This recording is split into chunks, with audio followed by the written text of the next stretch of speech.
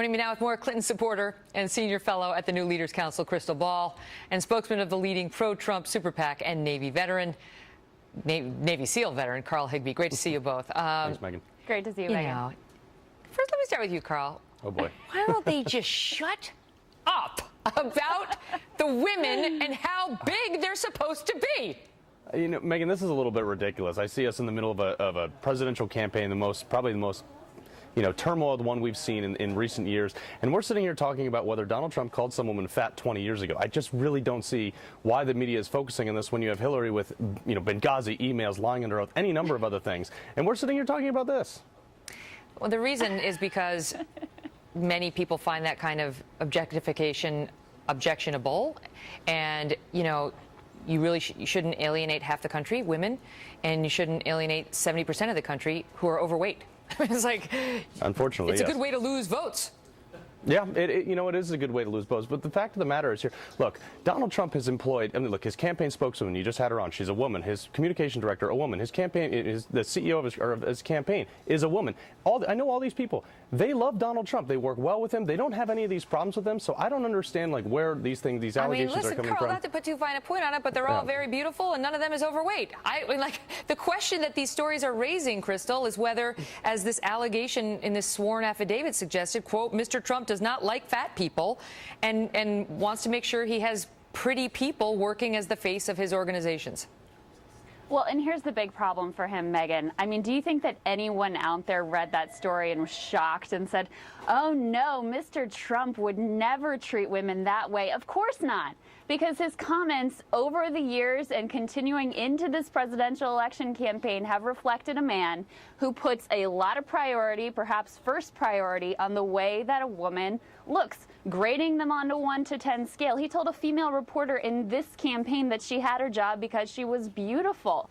So this comes as a shock to absolutely no one that Donald Trump is a sexist pig. Why are we talking about it? A, because he keeps talking about it and keeps insisting that Ms. Machado gained a massive amount of weight. And then B, he put her on an exercise program, a luxury exercise program. It's kind of relevant to people whether their future president happens to also be a sexist pig. I think that's kind of an important piece of information that actually a lot of voters might care about. Carl, the thing is, you can actually, legally, you can make the argument for certain looks requirements. There was a big case about whether Vegas hostesses could be forced to wear makeup. And the answer was they could. Because if it's part of like a uniform, a presentation, a company image, right. It's actually not illegal necessarily. But that's different from disqualifying all heavy people. That's a different thing altogether. And even Trump, this woman who ran Trump's construction company, and it was a great role, and he gave her an amazing promotion, even she told the New York Times that he looked at her, she's a larger sized woman, and said, you like your candy. This is alienating to a lot of people who struggle with eating. Yeah, you know what, Megyn? The fact of the matter is 50% of our country is drastically overweight. And you know what? Including Trump. Yeah, well, Trump did say that he could shed a few pounds. But the fact is, who cares? We're talking about a little bit of weight, and this is a woman, also this Machado woman. He gave her a luxury exercise program, and they posed for all these pictures, and she was so happy to accept that he was willing to let her keep her title. She only posed for the pictures because he ambushed her at the exercise facility with 80 reporters who took pictures of her while Donald Trump looked at her from the sidelines.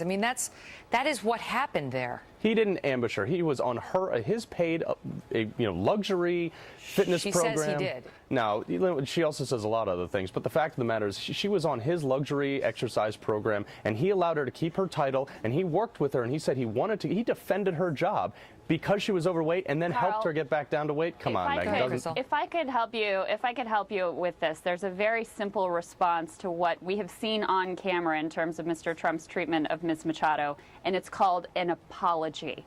It's not called trying to smear her and trying to continue to insist she gained too much weight. It's called saying, I'm sorry for the way that you were treated and the way that you felt. It's that easy. Maybe you should talk to your candidate. Who cares about this? Who cares about this? Take a look at the polls, and I think you'll find out who cares about this. I come from a long line of, people who also love food, right? And I love food. The last thing that an overweight person needs to be told is that they're overweight.